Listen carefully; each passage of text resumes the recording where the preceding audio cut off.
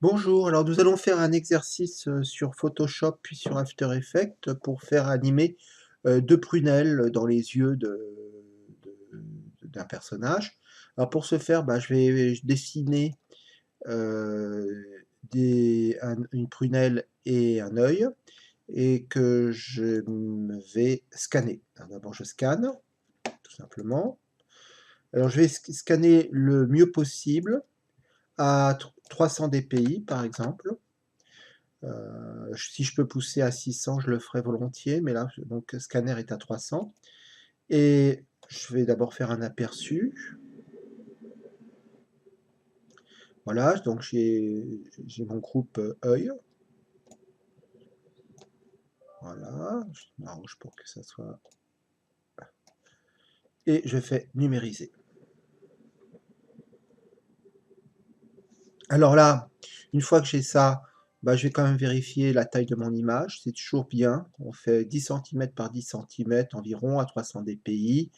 C'est une image qui est correctement définie. Je regarde mon affichage, je suis à 50%, je vais travailler à 100%. Donc je fais CTRL plus, et là je suis à 100%. Et déjà, je vais faire un recadrage. Alors un recadrage libre, hein, je vois bien, j'ai pas d'information ici. J'appuie sur l'outil recadrage, et là je recadre l'ensemble.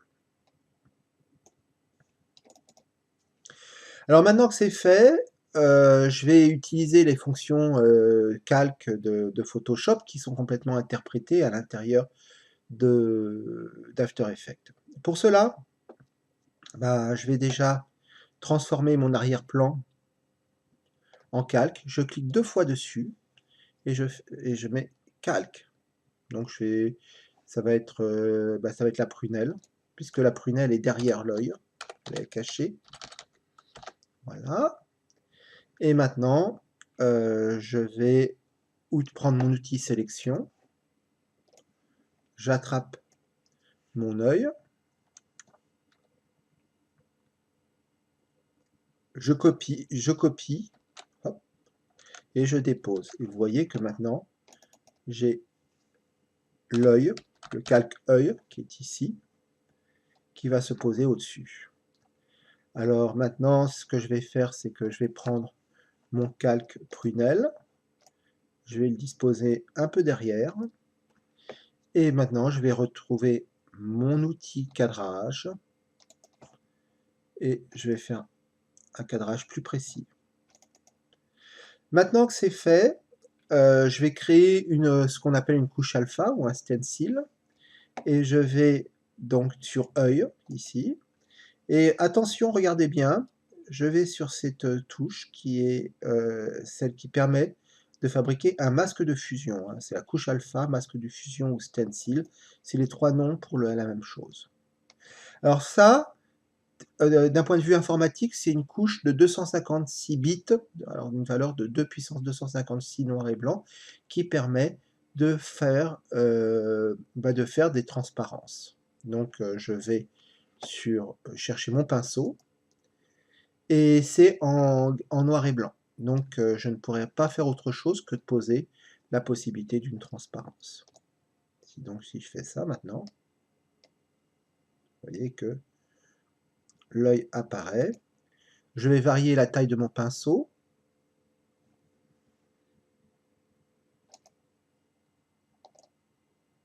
Voilà, un peu moins. Voilà. Donc mon œil est prêt à être utilisé. Et voilà, donc si j'attrape la prunelle maintenant, je me mets sur prunelle, vous voyez que c'est surgrisé. Et là, on va attendre un peu, et là, vous voyez que je vais pouvoir fabriquer un certain nombre de choses extrêmement intéressantes. À ce niveau-là, je suis prêt à aller sur After Effects. Maintenant que je suis sur After Effects, bah, tout simplement, je vais importer mon fichier. Alors,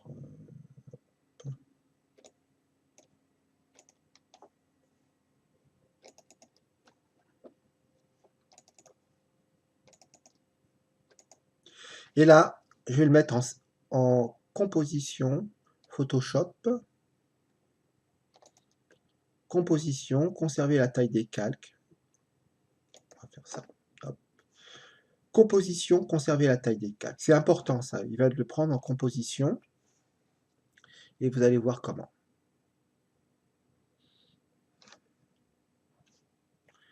Style de calque modifiable. Il ne faut surtout pas fusionner les calques dans un métrage, ça ira pas. Ça, il faut garder les calques modifiables parce que c'est avec ça qu'on va travailler. Donc je rappelle que c'est une composition et je fais OK. Et là, regardez bien. Je vois mon œil qui est ici.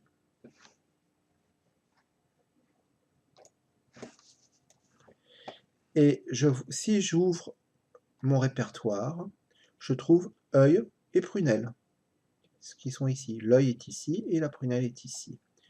Donc, je vais faire une nouvelle composition. N'oubliez pas, on travaille en 1920 par 1080, HDTV 1080 25, 25 images par seconde, résolution intégrale si votre machine est bonne.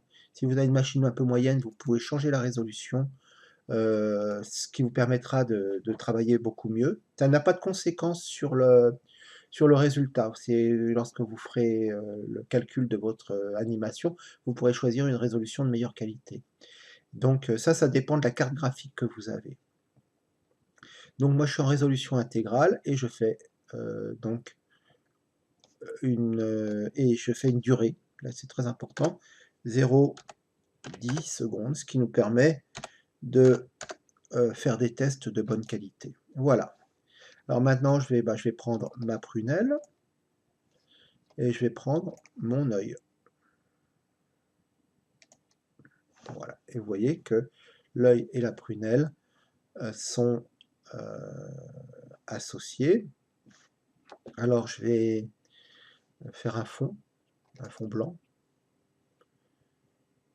paramètres de composition, et je vais mettre un fond blanc comme ça, on verra mieux. Voilà. Donc mon regard est prêt. J'aurais pu le dessiner ou le définir un peu mieux pour que ça soit plus précis, mais je peux prendre les deux. Par exemple, comme je suis à 300 dpi, je peux augmenter mon image de 3 fois. Vous remarquez que j'attrape les deux calques. Les deux calques, je les attrape avec majuscule. Voilà. J'appuie sur majuscule et comme ça, ils sont pris tous les deux. Et là, je peux les agrandir comme je veux. Dans échelle, j'ouvre les sous-menus, hein, vous voyez, avec les petits triangles, comme d'habitude. Et là, je me mets comme ça, et je vais déplacer Alors, maintenant que j'ai fait ça, je vais avoir besoin de faire l'autre partie du regard. Alors, qu'est-ce que je vais faire? Je vais reprendre mon œil, je vais remettre un œil ici, voilà, et je vais l'agrandir de la même façon, et je vais le retourner pour avoir une symétrie. Alors vous pouvez le faire un peu au pif parce que les yeux sont jamais totalement symétriques, donc si vous avez des petites modifications, ça peut le faire. Et naturellement, je vais prendre une deuxième prunelle que je vais mettre en dessous. Regardez bien, là il y a du bleu, c'est au-dessus. Là il y a du bleu en dessous, et c'est en dessous. Et là, je vais pouvoir déplacer ma prunelle et elle aussi l'augmenter comme il faut.